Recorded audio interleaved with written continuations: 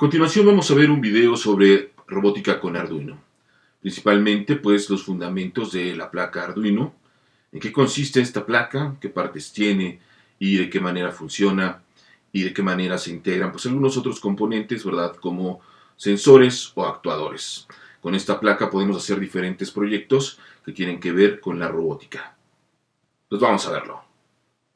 Arduino es una placa de desarrollo o prototipado de código abierto que sirve de base para aprender los principios básicos de la electrónica con el objetivo de diseñar, montar y programar pequeños proyectos de robótica o sistemas digitales autómatas.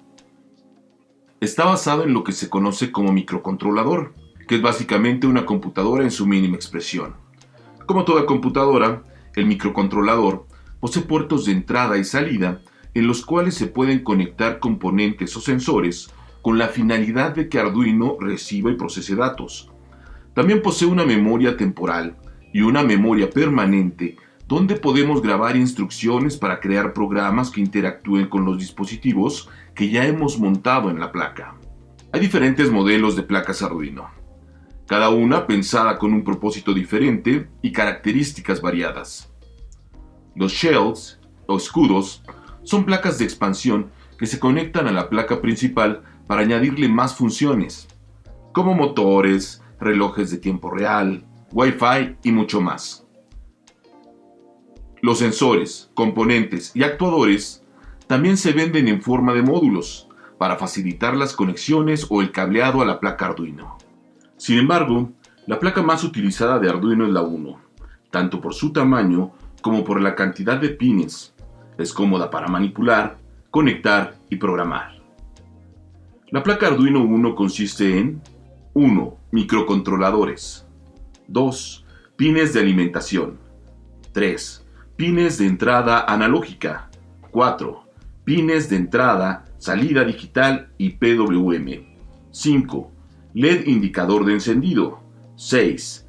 LED conectado al pin 13 7. LEDs indicadores de transmisión y recepción 8. Botón de reset 9. Conector USB 10. Reguladores de voltaje 11. Conector de alimentación. Microcontroladores. Es un circuito integrado programable capaz de ejecutar las órdenes que están almacenadas en su memoria. Pines de alimentación. Estos pines no pasan por el microcontrolador. Están conectados directamente a los reguladores de voltaje. Sirven como suministro de energía para los sensores o componentes que requieren nuestros proyectos. Así, en lugar de enchufarlos a una pila o batería externa, podemos usar los pines de 3 o 5 voltios según lo necesitemos. Pines de entrada analógica. Los ubicamos fácilmente porque están acompañados por la letra A. Se numeran del A0 al A5. En otros modelos de placa, la cantidad de entradas analógicas pueden variar. Estos pines pueden detectar voltajes de 0 voltios a 5 voltios. Pines de entrada-salida digital. Numerados del 0 al 13, estos pines sirven tanto de entrada como de salida para componentes digitales, ya que son capaces de detectar voltajes que varían entre los 0 voltios o 5 voltios. Los pines 0 y 1 a su vez sirven también para enviar datos por el puerto serie. Están conectados a los LEDs RX y TX. Es mejor no usarlos, salvo que sea con componentes que sirvan de emisores receptores de datos como el módulo Bluetooth. Los pines marcados con la media onda de menos también se pueden utilizar como salida analógica. LED indicador de encendido. Este LED nos indica si la placa está conectada a una fuente de alimentación y ha encendido correctamente. LED conectado al pin 13. Un pequeño LED soldado en placa y conectado al pin digital 13 generalmente se utiliza como ejemplo para subir un código a la placa y hacerlo parpadear. De esta forma, también nos aseguramos que Arduino se instaló correctamente en la computadora. LEDs indicadores de transmisión y recepción. Estos LEDs conectados al puerto serie titilan durante la transmisión TX y recepción RX. Por ejemplo, cuando cargamos un programa en la placa y Arduino se comunica con la computadora. Botón de reset. Arduino permanece encendido mientras esté conectado a la computadora o a una fuente de alimentación. Mientras tanto, el código se repite continuamente en un bucle infinito. Si queremos reiniciar el código o programa sin desenchufar, tenemos que utilizar el botón de reset o reinicio. Conector USB. Una de las grandes ventajas de Arduino es que podemos conectarlo al ordenador por medio de un USB, algo que no puede hacerse con otros microcontroladores si no contamos con un aparato especial, que generalmente se compra por aparte y es costoso. El tipo de ficha USB varía según el modelo de la placa. Reguladores de voltaje. Estos reguladores de tensión permiten reducir el voltaje de entrada a 5 voltios y 3.3 voltios que entregan los pines de alimentación. Conector de alimentación.